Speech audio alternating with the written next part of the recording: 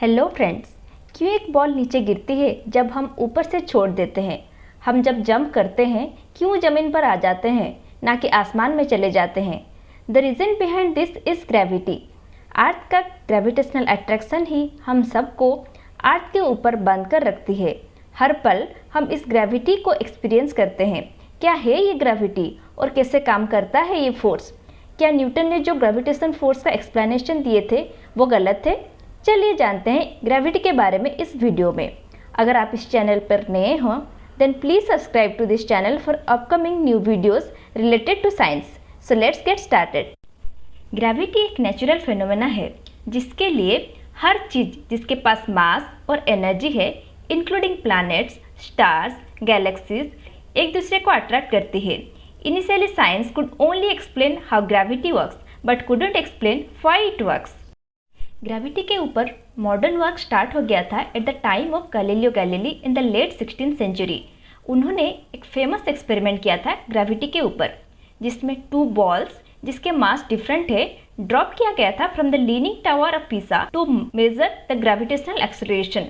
उनके एक्सपेरिमेंट का कंक्लूजन ये था कि the gravitational acceleration is independent of the mass. उसका मतलब दोनों बॉल सेम टाइम पर ही जमीन पर गिरेंगे इवन दो उनका मास कितने भी हो। इन सिंपल लैंग्वेज एक बॉल एंड एक कागज़ का टुकड़ा सेम टाइम पर ही जमीन पर गिरेंगे अगर हम ऊपर से छोड़ देते हैं। ये एक्सपेरिमेंट का रिजल्ट अरिस्टोटल का थ्योरी को गलत प्रूव किया गया था, जो सोचते थे कि बॉल पहले गिरना चाहिए as compare to the piece of the paper क्योंकि उसका मास ज़्यादा है। गैलीलियो ने एक्सप्लेन किया था कि एयर रेजिस्टेंस से रीज़न है जिसके लिए लो डेंसिटी और हाई सरफेस एरिया वाला ऑब्जेक्ट स्लोली गिरता है। दैट मीन्स एयर रेजिस्टेंस की वजह से कागज़ का टुकड़ा लेट में ज़मीन पे गिरता है। If we avoid this air resistance then both ball and the paper will fall on the ground at the same time. This Galileo work set the stage for the formulation of Newton's law of gravitation. 1687 sir Isaac Newton उनका law of gravitation का theory दिए थे। He stated that the gravitational force between 2 objects is directly proportional to the product of their masses and inversely proportional to the square of the distance between them. In our solar system, the gravitational force mercury के ऊपर ज़्यादा होता है क्योंकि वो सन के पास है as compare to the earth. ये फॉर्मूला यूज़ करके उन्होंने gravitational force between earth and moon calculate किए थे and the results are nearly equal. He was surprised because he didn't know where this force came from. Newton ने बोला था कि one day I think we are going to find some way that they are connecting to each other. I don't know what is that right now, but I know my equation works. He called it as action at a distance. Newton's law of gravitation, planetary motion and trajectory of the planet को अच्छे से explain किया था and it is able to calculate the force between any 2 objects in the space. But if we talk about orbital motion of Mercury, then Newton's law of gravitation उसको अच्छे से explain नहीं कर पा रहा था।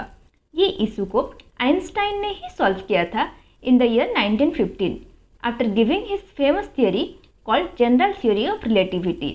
आइंस्टाइन का ये थ्योरी सक्सेसफुली मर्क्यूरी का ऑर्बिटल मोशन एंड ग्रेविटेशन दोनों को अच्छे से एक्सप्लेन कर पाया था।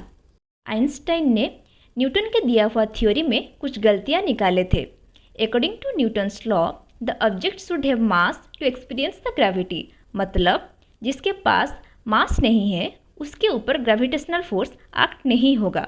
But in reality light also experiences the gravity when it passes near by a very strong gravitational field. This cannot be explained with Newton's law of gravitation. Einstein light को अच्छे से स्टडी किए थे। Light का speed vacuum में maximum है and किसी भी चीज़ का स्पीड इससे ज़्यादा नहीं हो सकता है। Nothing in this universe can move faster than the speed of the light. Light 8 minute time लेता है सन से अर्थ तक पहुंचने के लिए। उन्होंने सोचा कि अगर सन इंस्टेंटली वानिश हो जाता है तो ये इन्फॉर्मेशन अर्थ में पहुंचने के लिए एटलीस्ट 8 मिनट लगेगा। सो अर्थ ऑर्बिट 8 मिनट बाद ही डिस्टर्ब होगा, not instantly. But according to Newton's theory it should happen instantly. Einstein इस चीज़ को ग्रेविटेशनल वेव के जरिए एक्सप्लेन किए थे। The Einstein theory could explain well all the observables of the universe and many more which cannot be explained by Newton's law of gravitation. According to Einstein's theory, gravity is not a force but the curvature of space and time caused by matter, and all other nearby objects are moving in that curved space-time. Einstein space को 4-dimensional space and time में ही explain किए थे. When there is no matter, then the space-time is flat. When we put some matter in that flat space-time, the space-time will be curved due to this matter.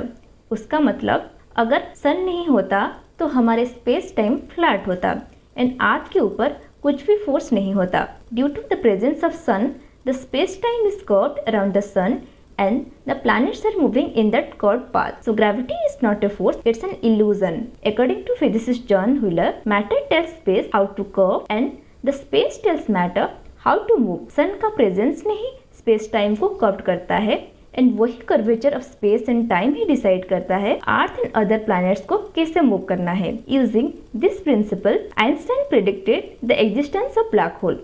So, what's a black hole? Black hole is an object in the universe from which nothing can escape, not even light. Einstein predict किए थे कि हमारे universe में ऐसा कुछ object होगा जिसका gravitational force इतना स्ट्रॉन्ग होगा कि कुछ भी उसके बाहर नहीं जा सकता है. वो ब्लैक होल एवरी गैलेक्सी के सेंटर में होता है. फॉर्चुनेटली नासा के event horizon telescope captured the first picture of the black hole in our Milky Way galaxy called Sagittarius A star in the year 2022, which was predicted by Einstein in his general theory of relativity.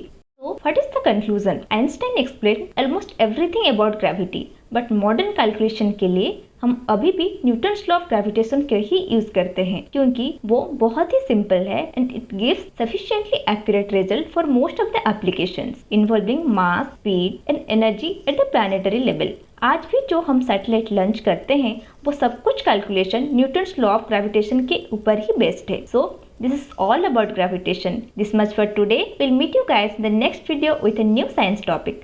अगर इस video में आपको कुछ भी सीखने के लिए मिले then please like, share and subscribe. Thank you.